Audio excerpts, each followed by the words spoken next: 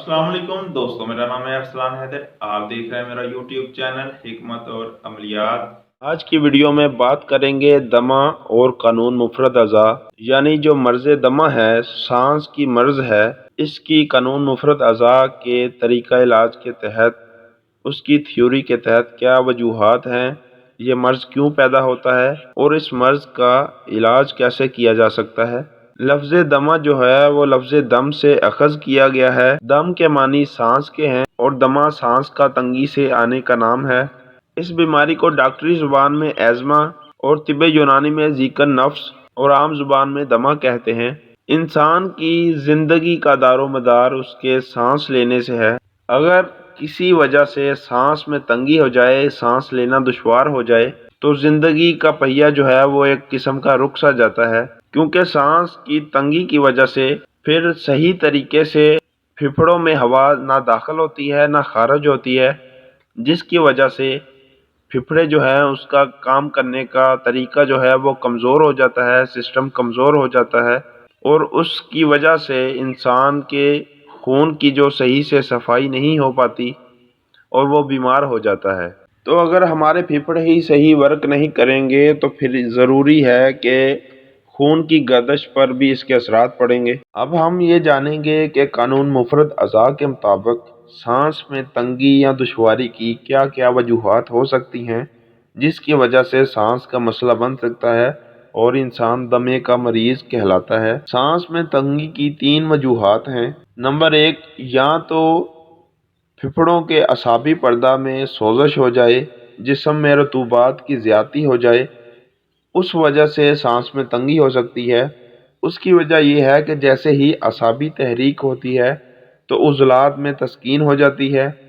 उज़लात में तस्कीन होने की वजह से, रतूबात की ज़्यादती की वजह से उज़लात जो है वो पूरी तरह हरकत नहीं करते, जिस वजह से फेफड़ों की हरकत कम हो जाती है और बलगमी रतूबात की ज़्यादती की वजह से सांस में दुश्वारी होती है। सांस की तंगी की दूसरी वजह जो है वो उज़लाती तहरीक, यानी उज़लात जो है उनमें तहरीक पैदा हो जाती है, जिस्म में खुश्की बढ़ जाती है और जो रतूबात बलगम होती है वो सौदा से मिलने के साथ साथ वो नालियों में जम जाती है, यहाँ के फेफड़ों के अंदर जो जम जाती है गैर तबई सौदा जो होता है उसके मिलने से, और उसके जमने की वजह से बवजह खुश्की जो है वो सांस की नाली में तंगी पैदा हो जाती है, जिससे सांस ठीक से नहीं आता और फेफड़ों का फेल जो है वो बिगड़ जाता है, क्योंकि उज़लाती तहरीक होती है और गदद में तस्कीन होती है, जिसकी वजह से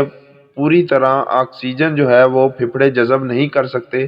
तीसरी वजह इसकी ये होती है कि गुद्दी तहरीक हो जाए तो उसकी वजह से उज़लात में तहलील हो जाती है।